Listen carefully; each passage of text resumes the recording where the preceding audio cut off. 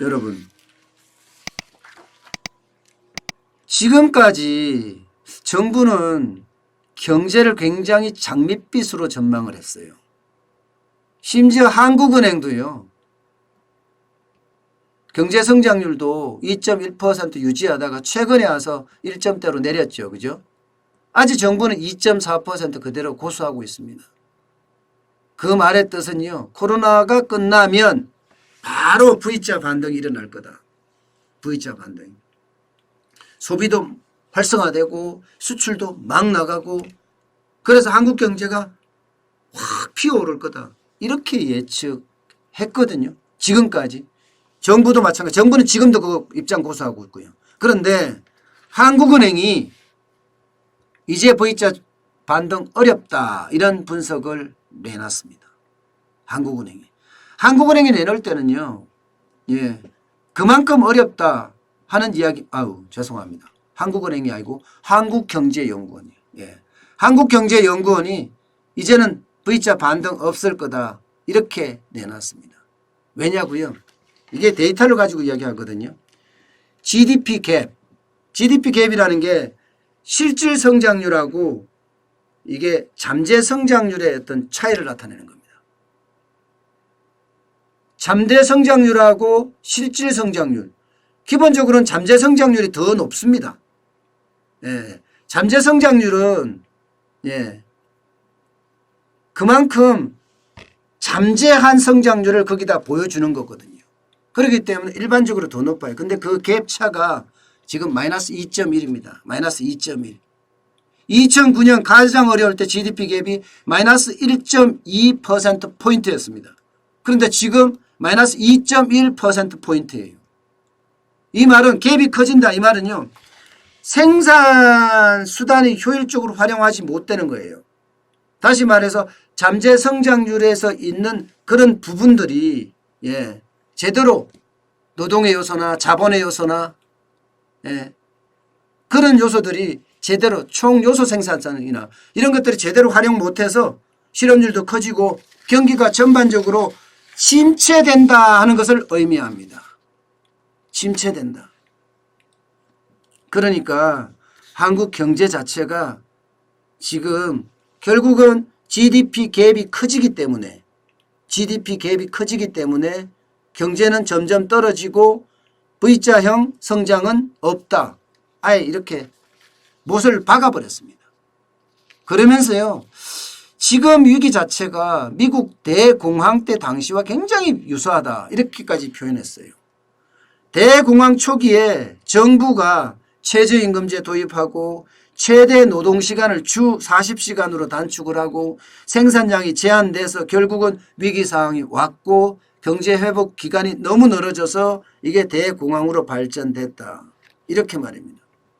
대한민국의 지금 기초체력은 계속 무너지고 있거든요. 기초체력이라는 게 노동요소나 자본요소나 이 총요소 생산성을 대표할 수 있는 잠재성장률을 말합니다.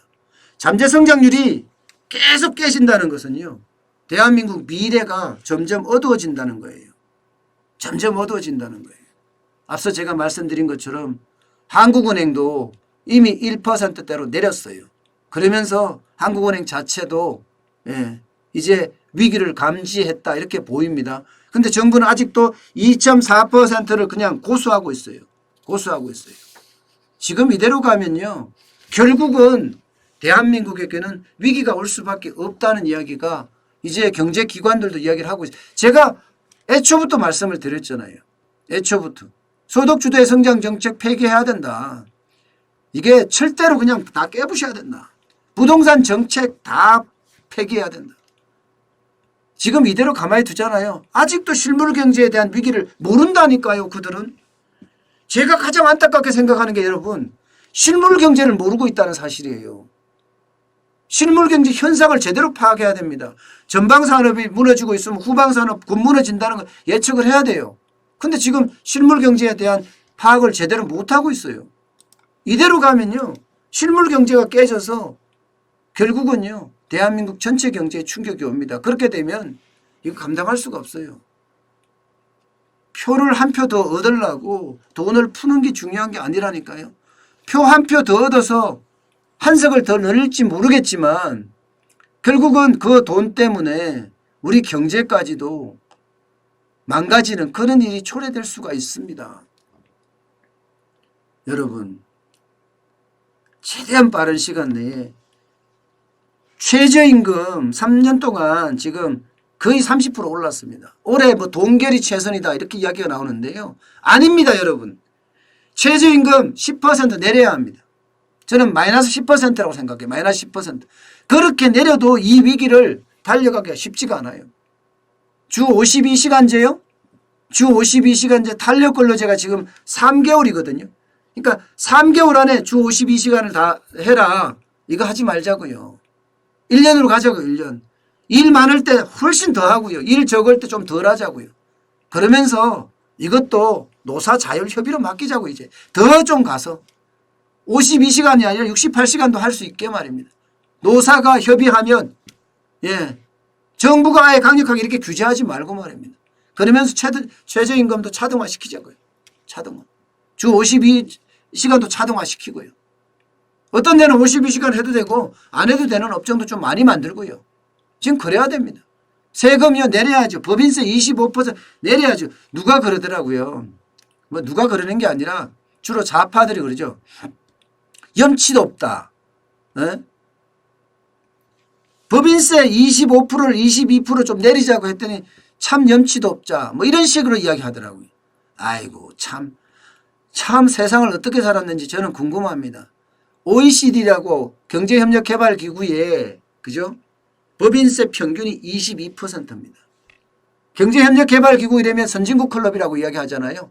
예, 그만큼 우리도 내려야 합니다. 지금 위기가 언제 어느 때까지 갈지도 몰라요. 그리고 각종 세제 혜택 많이 줘야 돼. 그러면서요. R&D 개발에 막 퍼부어야 돼요. R&D 개발에. 차라리 돈 퍼부려면 거기다 퍼부어야죠. 물론 취약계층이나 자영업자나 더 중소기업, 영세 중소기업은 돈 퍼줘야 합니다. 여기는 당장 먹거리가 없으니까 말입니다. 그렇지만 R&D에다가 퍼주면서 너 개발한 거 실적대로 해라. 돈만 퍼주지 말고 컨설팅 업체들 있잖아요. R&D 한다고 너 돈 넣는데 그 컨설팅 업체한테다가 이렇게 진척도에 따라서 돈을 넣어주는 겁니다. 그러면 인력도 그죠? 지금 40대 50대 제조업에서 많이 나온다고 그랬죠. 다 쫓겨난다고 그랬잖아요. 이들 있잖아요. 여기에 컨설턴트로 키우는 겁니다. 그러면서 중소기업에 투자한 돈이 어떻게 투자돼서 어떻게 이게 성과가 나는지를 보고서를 써서 정부에 제출하게 해도 돼요. 저는 그렇게 강력한 조치를 해도 된다고 생각해요. 그러면서요. 성장 있는 곳에 성장 전략이 있는 곳에 돈을 쏟아부어야 된다고 생각해요. 그만큼 세제 혜택을 많이 주자고요. 거기도요. 그 다음에 세금 내려야죠. 공시지가 이렇게만까지 올라가면 되겠습니까? 부동산 정책 엄청난 거미줄 규제하고 있잖아요. 빨리 풀어야 합니다. 이게 선제적으로 푸는 게 중요해요. 선제적으로. 선제적으로 대응 못하면 여러분 선제적으로 대응 못하면요. 그만큼 우리 경제가 더 망가진다는 거 분명히 알아야 합니다. 저는 그런 대응을 더 빨리 해야 된다고 생각하는 사람 중에 하나예요.